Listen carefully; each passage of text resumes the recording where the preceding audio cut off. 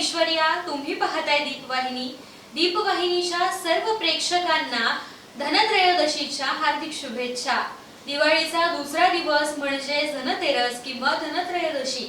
अश्विन महिन्यातील कृष्ण पक्षातील त्रयोदशीला धनतेरस साजरी केली जाते। पंचांगानुसार 29 ऑक्टोबर म्हणजेच आज धनत्रयोदशी आहे। या दिवशी धन्वंतरीची पूजा केली जाते। काही ठिकाणी या दिवशी महालक्ष्मी मातेचं पूजन देखील केलं जातं। आज यमद्वीप प्रज्वलित करण्याचं विशेष महत्त्व आहे। तुमच्या जीवनात अपार संपत्ती, सुख, समृद्धी आणि आनंद येवो। तसेच लक्ष्मी माता, गणपती बाप्पा आणि कुबेर देवतेचा आशीर्वाद आपल्या सर्वांना मिळो हीच ईश्वरचरणी प्रार्थना। आता पाहूयात आजच्या महत्त्वाच्या घडामोडी। बाळासाहेब ठाकरेंच्या विचारांची पायमल्ली करून सोनिया गांधींसमोर मुजरे केल्याचं प्रायश्चित्त उद्धव ठाकरे यांना मोजावं लागणार। रामदासभाई कदम यांचा घणाघाती टोला। संजयराव कदम यांना मोठा धक्का। शिवसेना शहराध्यक्ष दर्शन महाजन शिंदे गटात दाखल। शिवसेना खेड शहर प्रमुख कुंदन सातपुते यांनी धाव घेत एसटी प्रशासनाच्या गलथान कारभाराचा घेतला समाचार। आणि तांडेलचे डोके कापून बोटीला लावली आग, देवगड समुद्रातील घटना। पाहुयात सविस्तर वृत्त। सद्यस्थितीमध्ये उद्धव ठाकरे यांच्या पक्षाकडे उमेदवार नसून त्यांना दुसऱ्या पक्षातून म्हणजेच काँग्रेसमधून उमेदवार आयात करावे लागत असल्याचा सणसणीत टोला शिवसेना नेते आणि स्टार प्रचारक रामदासभाई कदम यांनी लगावलाय। शिवसेना पक्षात झालेल्या बंडानंतर उद्धव बाळासाहेब ठाकरे यांनी बंड केलेल्या शिवसेनेच्या 40 आमदारांना विधानसभेमध्ये निवडून येऊ देणार नाही असं वक्तव्य केलं होतं। शिवसेना प्रमुख बाळासाहेब ठाकरे यांच्या विचारांची पायमल्ली करून शरद पवारांच्या मांडीवर बसून दिल्लीत जाऊन सोनिया गांधींच्या समोर मुजरे करून चूक केली याचं प्रायश्चित्त नक्कीच उद्याच्या निवडणुकीत उद्धव ठाकरे यांना मोजावं लागणार असा घणाघाती टोला रामदासभाई कदम यांनी उद्धव ठाकरेंना लगावलाय। स्वर्गीय बाळासाहेबांना स्वर्गात देखील दुःख होत असेल असं देखील त्यांनी यावेळेस म्हटलं। तर शिवसेना पक्षाच्या स्टार प्रचारकपदी आपली नियुक्ती झाल्याबद्दल त्यांनी मुख्यमंत्री एकनाथ शिंदे यांचे विशेष आभार मानले आहेत। आणि महाराष्ट्रात विधानसभा निवडणुकीपूर्वी 40 जाहीर सभा घेणार असून पुन्हा एकदा महाराष्ट्रावर महायुतीचीच सत्ता येणार असल्याचा विश्वास रामदासभाई कदम यांनी व्यक्त केला आहे। बुलढाण्याचे आमदार संजय गायकवाड आणि मालेगावचे मंत्री महोदय दादा भुसे यांचा फॉर्म भरण्यासाठी गेलो होतो। दोन्ही ठिकाणी प्रचंड अशा जाहीर सभा झाल्या। वैशिष्ट्य असं होतं, मालेगावला तर उन्हामध्ये हजारो माणसं बसलेली होती दुपारी 2 वाजता। आणि तो उत्साह पाहिल्यानंतर एक गोष्ट लक्षात येते की शिवसेनेचे मोठ्या प्रमाणामध्ये आमदार उद्याच्या निवडणुकीमध्ये निवडून येतील। उद्धवजींनी आपलं मुख्यमंत्रीपद गेल्यामुळं चिडून जाऊन खोके खोके खोके म्हणून महाराष्ट्रामधील एकनाथ शिंदे सोबत गेलेल्या 40 आमदारांना बदनाम करण्याचं षडयंत्र केलं होतं तेव्हा। आणि 40 पैकी एकही आमदार मी निवडून येऊ देणार नाही अशी घोषणा केली होती। मला सांगायला आनंद होतोय, जो पक्ष मी मोठा केला तो पक्ष काँग्रेसच्या आणि राष्ट्रवादीच्या दावणीला उद्धव ठाकरे कसे बांधू शकतात हा प्रश्नच स्वर्गामध्ये शिवसेना प्रमुखांच्या आत्म्याला पडला असेल, दुःख होत असेल, त्याचं वाईट वाटतंय। आणि म्हणून अतिशय चांगलं वातावरण महाराष्ट्रामध्ये आहे। मी जवळजवळ एक 40 सभा आणखी घेणार आहे महाराष्ट्रामध्ये मी एक 40 सभा आणखी घेतोय। कालच मला निवडणूक आयोगाचं स्टार प्रचारक म्हणून पत्र आलंय। त्यांनी माझ्या गाडीला नंबर देखील दिलेला आहे, गाडीला देखील सर्टिफिकेट दिलेले आहे निवडणूक आयोगाकडून। आणि मला आनंद होतोय की पक्षाने माझ्यावरती विश्वास ठेवून स्टार प्रचारक म्हणून माझी नियुक्ती एकनाथ शिंदेनंतर 2 नंबर माझी नियुक्ती केलेली आहे। एकनाथजी शिंदे देखील मनापासून मी आभार मानतो आणि त्यांनी जो विश्वास ठेवलाय तो निश्चितपणे सार्थक करून दाखवेन मी। खेड शहर उद्धव बाळासाहेब ठाकरे ठाकरे शिवसेनेचे शहर अध्यक्ष दर्शन महाजन यांनी मंगळवारी सकाळी अचानक आपल्या शहराध्यक्ष पदाचा राजीनामा दिला आणि आज दुपारी त्यांनी खेड शहर शिवसेना पक्षात अधिकृत पक्षप्रवेश देखील केला। उबाटा गटाच्या शहराध्यक्षांनी अचानक राजीनामा देऊन घेतलेल्या या निर्णयामुळे खेड तालुक्यातील उद्धव बाळासाहेब ठाकरे शिवसेनेला आणि जिल्हा प्रमुख संजयराव कदम यांना मोठा धक्का बसला। एक आक्रमक नेतृत्व, चांगला वक्ता शिवसेना उबाटा गटाने गमावला, मात्र याचा फायदा आता शिवसेना शिंदे पक्षाला होणार असल्याची चर्चा सुरू आहे। उबाटा गटाचे खेड शहराध्यक्ष म्हणून काम करत असताना दर्शन महाजन यांनी अनेक आंदोलने आणि उपोषणे करून प्रशासनाचं लक्ष वेधून सर्वसामान्यांना न्याय मिळवून देण्याचा प्रयत्न केलाय। त्यांच्या राजीनाम्याने उबाटा पक्षाला खेड शहरात मोठा धक्का बसलाय। आगामी विधानसभा परिषद निवडणुकीत याचा फायदा शिवसेना पक्षाला आणि आमदार योगेशदादा कदम यांना होईल हे मात्र यामुळे निश्चित झालंय। आज जामगे येथे शिवसेना नेते आणि माजी पर्यावरण मंत्री रामदासभाई कदम यांच्या प्रमुख उपस्थितीमध्ये दर्शन महाजन यांचा पक्षप्रवेश पार पडला। पक्षांतर्गत राजकारणामुळे आपण उभाटा गटाला राजीनामा दिल्याचं त्यांनी यावेळेस म्हटलं। आमचे अतिशय जवळचे सहकारी युवा सेनेचे आमचे एक कुशल संघटक ज्यांनी 2019ला योगेशदादांना समर्थपणे साथ दिली आणि त्यांच्या विजयामध्ये आपला स्वतःचा खारीचा वाटा उचलला।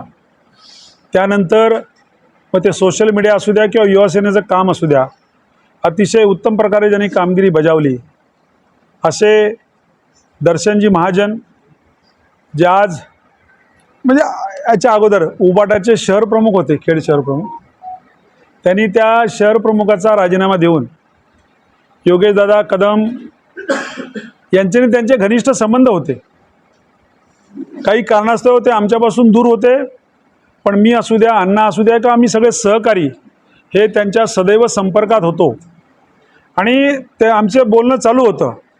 आज त्यांनी जो निर्णय घेतला आहे हा अतिशय महत्त्वाचा निर्णय असून आम्ही खेड शहरातली तर सर्वच लोक त्याचं स्वागत करत आहेत, पण आम्ही खेड तालुक्यातले शिवसैनिक देखील त्यांचं मनापासून स्वागत करतोय।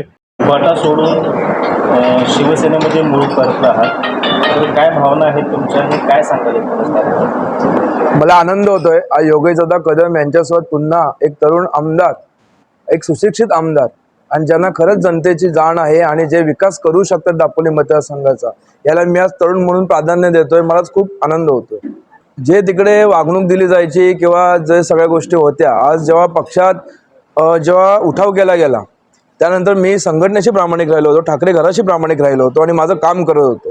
ज्या वेळेला शहरामध्ये देखील कोण पुढे येण्यास जास्त तयार नव्हते, त्यावेळेला मी, माझे नेते सन्माननीय रामदासभाई कदम होते, माझे योगेशदादा माझे अक्षरशः बंधूंसारखे आहेत, त्यांच्या विरोध देखील उभे राहिल्याने संघटना वाढवण्याचा प्रयत्न केला।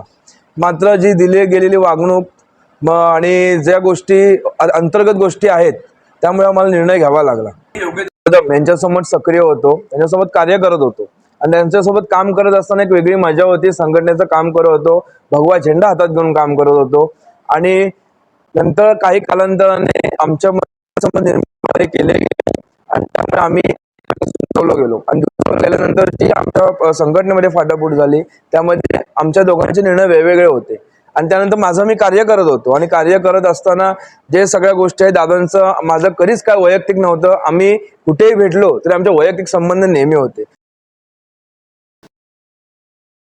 आणि काल रात्री खेड बस स्थानकावरती प्रवाशांचा मोठा गोंधळ पाहायला मिळाला। दापोलीकडे जाणारी गाडीच नसल्यामुळे प्रवासी रखडले गेले आणि ते आक्रमक झाले। खेड येथील एसटी बस स्टँड मधून काल रात्री 7 वाजल्यापासून दापोलीकडे जाणारे लोक गाडी नसल्यामुळे अडकून पडले होते। खेड बस स्थानकावरती प्रवाशांचा यामुळे गोंधळ पाहायला मिळाला। खेड शहरातील बस स्थानकातून दापोली येथे जाण्यासाठी 3 तासापासून रखडलेल्या या प्रवाशांनी आक्रमक पवित्रा घेत सोमवारी रात्री लांब पल्ल्याच्या गाड्या अडवून धरल्या। यावेळी खेड आगारातून दापोलीमध्ये जाण्यासाठी एकही बस न सोडल्यामुळे संतप्त प्रवाशांनी टोकाची भूमिका घेतल्याने काही काळ खेड बस स्थानकात तणाव निर्माण झाला होता। रात्रीच्या अंधारात महिलांनी लहान मुलांना घेऊन जायचं तरी कसं, असा संतप्त सवाल या बस स्थानकातील कर्मचाऱ्यांना या महिला प्रवाशांनी विचारला।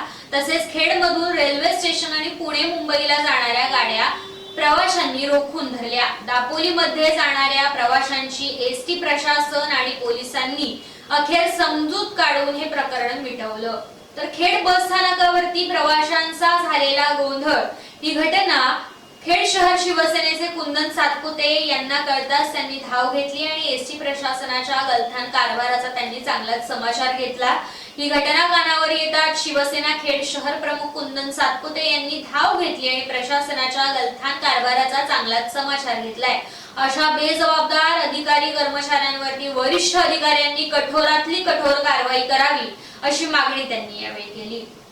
आज 28/10/2024 रोजी सायंकाळी 7 वाजल्यापासून एस टी महामंडळाच्या बस स्थानकावरती दापोलीमध्ये जाणारे प्रवासी वारंवार चौकशी करून सुद्धा या ठिकाणी जे वाहतूक नियंत्रक होते त्यांनी 10 मिनिटात गाडी दापोलीसाठी जाईल, 15 मिनिटात गाडी जाईल, परंतु 11:15 वाजेपर्यंत कोणतीही गाडी या ठिकाणी उपलब्ध करून दिली नाही। त्यांनी कोणताही प्रतिसाद या ठिकाणी दिला नाही। ज्या वेळेला आपण या ठिकाणी आलो आणि त्यांना चौकशी केली त्यावेळेला या ठिकाणी वाहतूक कक्षामध्ये त्यांची नेमप्लेटसुद्धा ते कर्मचारी लावू शकले नाहीत। अशा पद्धतीचा गलथान कारभार हा एस टी महामंडळाचा चालू होता आणि त्यावेळेला संपूर्ण चौकशी केली असता यानंतर आपण या ठिकाणी पुढची जी बस आहे जी रेल्वे स्टेशनवरून येणार आहे ती बोलून घेतली आणि इथनं दापोलीतले जे प्रवासी आहेत त्यांना जाण्याची सुविधा उपलब्ध करून मगच बाकीच्या ज्या एस टी होत्या मुंबईतल्या त्या रवाना करण्यात आल्या। आणि आता देवगडमधून धक्कादायक बातमी समोर आहे। खोल समुद्रात मासेमारी करता गेलेल्या नौकेवरील खलाशी आणि तांडेल यांच्यामध्ये आपापसात झालेला वाद विकोपाला जाऊन मानसिक संतुलन बिघडलेल्या खलाशांनी चक्क तांडेलचे डोके कापले आणि बोट पेटवून दिली। देवगड समुद्रात कुणकेश्वर पासून खोल समुद्रात 15 गावच्या अंतरावरती ही घटना घडली। बोटीचे सुमारे 1.5 कोटींचे नुकसान झाले। कोस्ट गार्डच्या मदतीने बाकीच्या खलाशांना वाचवण्यात यश आलंय। मिळालेल्या माहितीनुसार देवगड येथील समुद्रात रत्नागिरी आणि आजूबाजूच्या परिसरातील मोठ्या प्रमाणावरती बोटी मच्छीमारीसाठी गेल्या होत्या। त्यामध्ये रत्नागिरी राजीवडा येथील रफिक फणसोपकर यांची बोट मच्छीमारीसाठी देवगड बंदरात गेली होती। घटनेतील संशयित आरोपी जयप्रकाश विश्वकर्मा राहणारा छत्तीसगड हा मानसिक रुग्ण असल्याचं समजतंय। तरी तो मच्छीमारी करत असतानाच मानसिक संतुलन बिघडल्याने खलाशाने चक्क तांडेलचे डोके कापले आणि ते डोके बोटीवर ठेवून बोट पेटवून दिली। या आगीमध्ये बोट मालकाचे कोट्यावधीचे नुकसान झाले।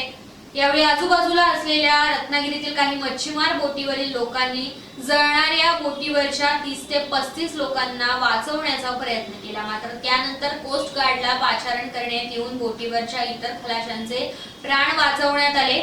या घटनेतील मृत तांडेल हा जयगड येथील असल्याचं सांगण्यात आलंय। या घटनेमुळे रत्नागिरीतील मच्छीमार व्यावसायिकांमध्ये आता चांगलीच खळबळ उडाली आहे। दरम्यान घटनास्थळी गस्त नौकेने गेलेल्या पोलिसांनी या खलाशाला ताब्यात घेतलं आणि देवगड येथे बंदरात आणून त्याला उपचारासाठी देवगड ग्रामीण रुग्णालयात दाखल केलंय। त्या नौकेवरील तांडेल धरून एकूण 26 खलाशी होते।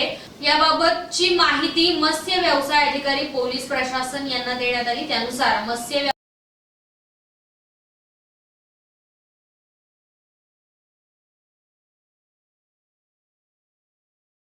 रत्नागिरी जिल्ह्यातील दापोली विधानसभा मतदारसंघाचे मनसेचे उमेदवार संतोष अबगुल यांनी रक्तदान करून आपला उमेदवारी अर्ज दाखल केला। मनसेचे उमेदवार संतोष अबगुल यांनी सामाजिक बांधिलकी जपत रक्तदान शिबिर आयोजित केलं होतं। उमेदवारांनी स्वतः रक्तदान करून उमेदवारी अर्ज दाखल केलाय। दापोली विधानसभा मतदारसंघातून मनसेची उमेदवारी जाहीर झाली। हातगाडी व्यवसायाच्या मुलाला उमेदवारी देण्यात आल्याने अबगुल यांनी मनसे उमेदवार नेत्यांचे आभार मानले।